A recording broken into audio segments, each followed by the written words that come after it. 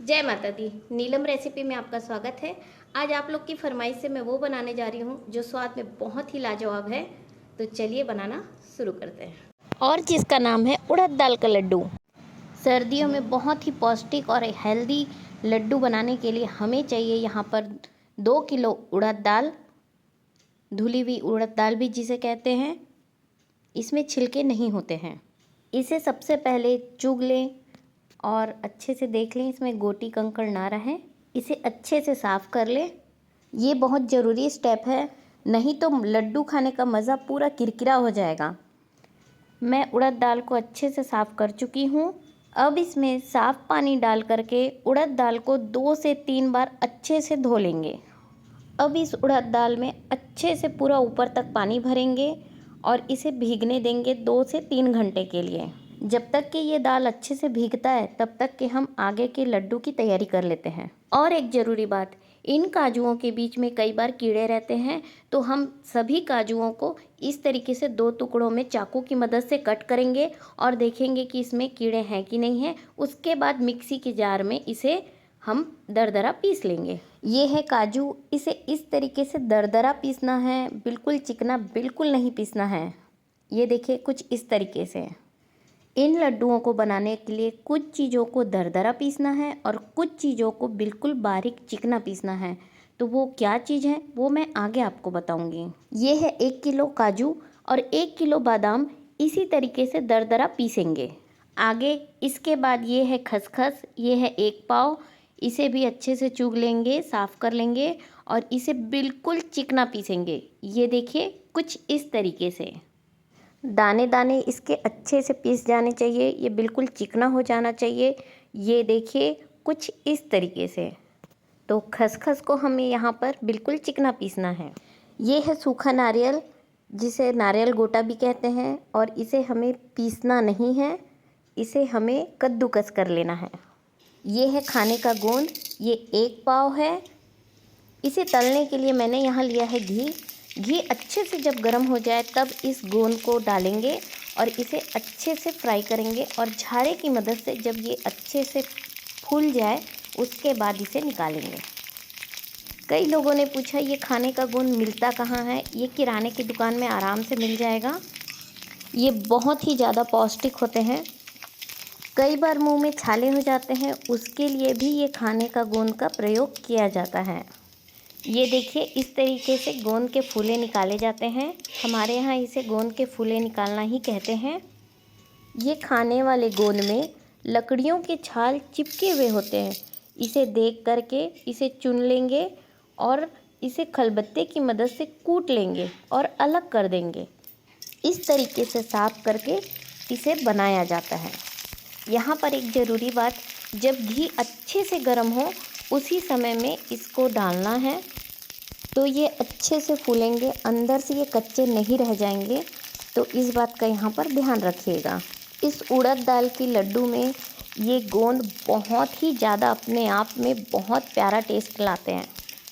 और हाँ, इसे थोड़ा थोड़ा डाल करके ही इसे तलना है, एक साथ इसे डाल करके नहीं तलेंगे, नहीं तो कुछ कच्चे रहेंगे और कुछ सिक जाए रहेंगे। इसलिए थोड़ा थोड़ा डाल करके इसे इस तरीके से फूले निकाल लें। ये देखिए एक थाली भर के हमारा गोंद का फूला निकल चुका है। ये है हरी इलायची, छोटी इलायची, जिसे हमने पीस लिया है और छन्नी की मदद से इसे छान लेंगे। यहाँ मैंने 1 पाव इलायची लिया है। इस लड्डू को बनाने के लिए जो चीज़ों की क्वांटिटी है उसका विशेष तौर पे ख्याल रखिए। आपका लड्डू बहुत ही ज़्यादा टेस्टी बनेगा, बिगड़ेगा नहीं। इन लड्डुओं को स्पेशली ठंडी के सीज़न में ही बनाया जाता है।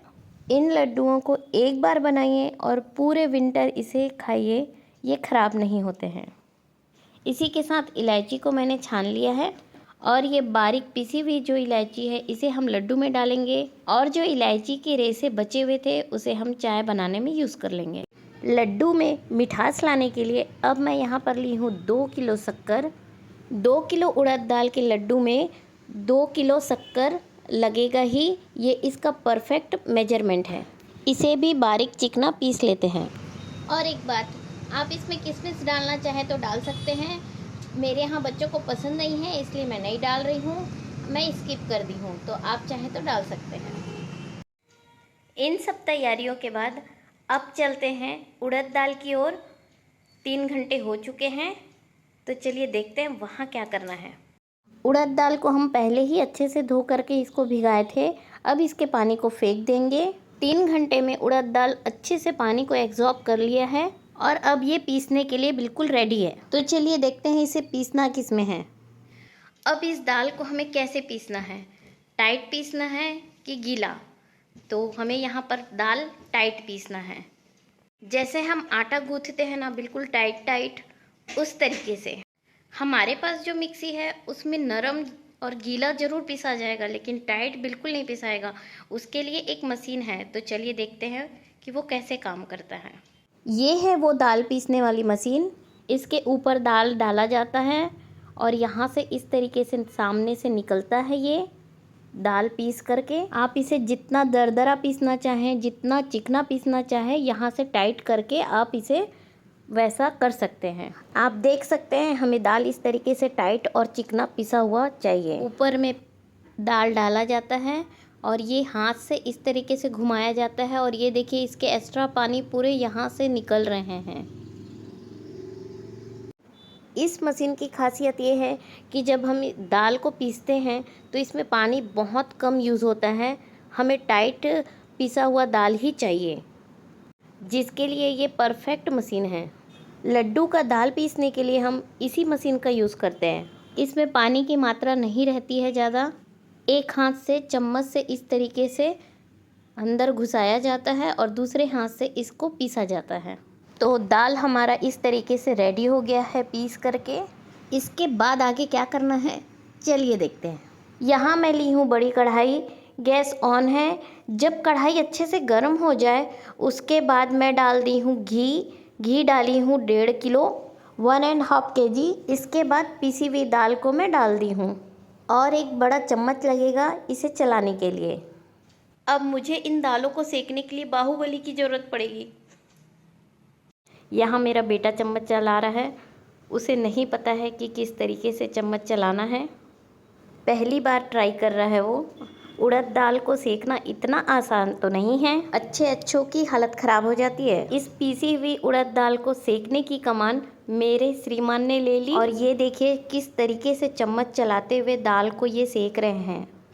ये देखिए दाल को बिल्कुल नीचे से इस तरीके से हिलाते हुए सब तरफ चम्मच चला रहे हैं। इसे ऊपर बस चलाएंगे तो नीचे तो पूरा जल जाएगा, तो इस चीज़ के लिए इसे पूरा सब तरफ अच्छे से इस तरीके से चम्मच चलाना ही है। ये पीसी हुई उड़द दाल शुरुआत में जब हम सेकते हैं तो ये बहुत ज़्यादा चिपकता है, यहाँ पर कंटिन्यू चम्मच चलाना चाहिए। इसीलिए तो मैंने कहा था कि बाहुबली की ज़रूरत है। आधा घंटा हो गया है इसे सेकते हुए और ये देखिए इसके कलर भी चेंज हो गए हैं और ये अब कढ़ाई में चिपक भी नहीं रहा है। वाइट से ये क्रीम हो चुका है और अब इसे हम गोल्डन ब्राउन होते तक सेकेंगे। ये इतना टेस्टी बनता है ये लड्डू कि इसमें जितनी भी मेहनत हम करते हैं और जब ये बनने के बाद इसे हम खाते हैं तो बस पूरा वसूल हो जाता है। सच में इसे ट्राई करके आप ज़रूर देखिएगा और कमेंट करके बताइएगा कि आपका लड्डू कैसा बना। और इस तरीके से गोल्डन ब्राउन कलर चाहिए हमें। इस स्टेज पे गैस का फ्लेम बिल्कुल सिम में कर देंगे। लड्डू में डालने के लिए जो हमने पहले तैयारी की थी, काजू, बादाम, किसा हुआ नारियल, खसखस पिसा हुआ और इलायची पाउडर, ये सब को मैं इसमें डाल चुकी हूँ और इस गोंद को भी मैं डाल दी हूँ। इस गोंद को हमको पीसना नहीं है, इसी तरीके से दाने दाने गोल गोल रहेंगे ये, और इन सब को अच्छे से मिला लेते हैं। इसके बाद गैस को बंद कर देंगे। गैस बंद करने के बाद ये पिसा हुआ शक्कर को मैं डाल दी हूँ और इसे सब तरफ से अच्छे से मिला लेंगे। शक्कर जब अच्छे से मिल जाए उसके बाद चम्मच की मदद से इस तरीके से हाथ में लेंगे इसे और लेकर के इस तरीके से इसका लड्डू बनाएंगे, हाथ को दोनों हाथ से दबाते हुए। कई बार लड्डू नहीं बनते हैं, उस टाइम पे थोड़ा सा घी और डाल देंगे तो लड्डू आपका बहुत अच्छे से बनेगा। ये बहुत ज़रूरी टिप्स है। और ये हमारा उड़द दाल का लड्डू बनकर तैयार हो गया है। ऐसे अच्छे अच्छे रेसिपी देखने के लिए मेरे चैनल को लाइक करें, शेयर करें, सब्सक्राइब कर लें, घंटी के बटन को ऑल में प्रेस कर दें ताकि जो भी रेसिपी मैं डालूँ वो उसका नोटिफिकेशन आप तक पहले पहुंच जाए। Thank you for watching.